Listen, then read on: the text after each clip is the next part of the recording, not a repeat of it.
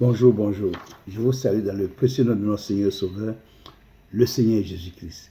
Et nous avons une très bonne nouvelle ce matin, par sa grâce. Et cette nouvelle est dans Jean 6, 51 à 59. Jean 6, 51 à 59. Et que dit cette parole? La parole de Dieu dit, Jésus dit, je suis le pain vivant qui est descendu du ciel. Le pain vivant qui est descendu du ciel. Et il dit encore que celui qui mange de ce pain vivra éternellement. Et le pain que je vous donnerai, c'est ma chair. Donc, quand il a dit ma chair, ça a choqué plusieurs. Ça a choqué beaucoup de personnes. Et la Bible dit que beaucoup se retiraient de lui. Parce qu'il ne veut pas manger la chair de l'homme. Mais ici, le Seigneur Jésus est en train de parler de la Sainte Seine. La Sainte Seine qui devait être faite. Parce que la Sainte Seine, c'est tu le fais après ton baptême. Et après ton baptême, tu le fais, c'est-à-dire que tu manges le pain et le vin. Il a dit, ceci est mon corps, parlant du pain, et ceci est mon sang, parlant du vin. Donc, quand tu le prends régulièrement, eh bien, le Seigneur vit en toi pour te permettre d'aller de l'avant. Puis c'est la vie chrétienne là. Le Seigneur dit, sans moi, vous ne pourrez rien faire. Celui qui nous a créés, il a dit, sans moi, vous ne pouvez rien faire. Donc, s'il ne vit pas en toi, ça sera difficile pour toi pour avancer. Je te dis la vérité. La vie chrétienne, c'est pas facile. Je veux dire, c'est pas aussi difficile, je veux dire. Mais, c'est-à-dire, pour comprendre les choses de Dieu, il te faut le Saint-Esprit pour t'aider. Pour comprendre les choses de Dieu, c'est le Saint-Esprit, c'est Dieu lui-même qui doit te dire. C'est lui qui a écrit sa parole. C'est lui qui doit donner l'explication de sa parole pour que tu comprennes. Si tu ne te dis pas, tu ne peux pas comprendre. C'est en ce sens que je t'explique. Sinon, la vie chrétienne, elle est passionnante. Honnêtement, elle est passionnante. Vivre avec le Seigneur, il n'y a rien de tel. Mais, pour que tu comprennes la parole de Dieu, pour que tu comprennes ce qui se passe, il y a des situations que tu ne comprendras pas. Il te faut le Saint-Esprit pour t'expliquer. Et puis tu avances ainsi. C'est pour ça que ce matin, je t'exhorte, toi qui n'as pas encore pris cette décision pour te réconcilier avec le Seigneur Jésus-Christ, je t'exhorte à le faire. Je t'exhorte à le faire, à prendre cette décision, à te réconcilier avec le Seigneur Jésus-Christ, à passer par les eaux du baptême et à recevoir le Saint-Esprit qui va te conduire à vivre.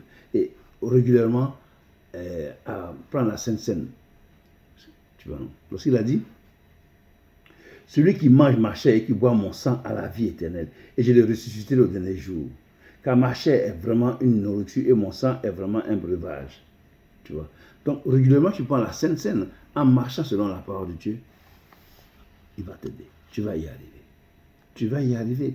Parce que ce siècle à venir, là, ce n'est pas un jeu. Quand Jésus va venir, tout ce que nous avons fait va passer au pinche fin. Mais toi qui as donné ta vie à Jésus-Christ, tu es exempté du jugement. On ne te juge pas. Tu vois comment c'est formidable.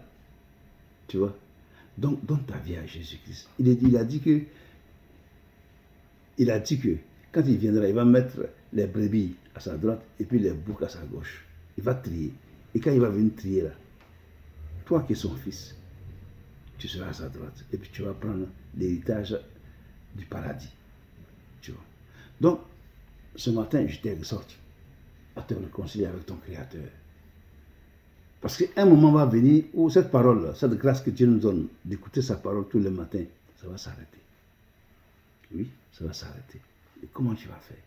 Donc c'est maintenant qu'il faut donner ta vie à Jésus-Christ. Tu ne sais pas qu'est-ce qui va venir dans ta vie demain ou après-demain. Je touche du poids. Enfin, je prie que le Seigneur, le sang de Jésus annule tout accident. Mais je veux dire que si tu n'es pas préparé, comment tu vas faire? Comment tu vas faire? Si tu n'es pas préparé. Que Dieu te bénisse, mon frère. Que Dieu te bénisse, ma soeur. Toi qui as entendu ce message aujourd'hui, je prie que tu daignes te lever, prendre ton courage à deux mains pour te réconcilier avec Jésus-Christ. Et quand tu vas à l'église, ne regarde pas ce que les pasteurs font, qui ne sont pas conformes généralement avec la parole de Dieu. Ne regarde pas à ça. Regarde à ton Dieu, en qui tu as mis ta confiance, et qui est avec toi, et qui marche avec toi. Regarde-le. Ne regarde pas ce qu'ils font les pasteurs. Respecte-les. Mais regarde à Jésus-Christ.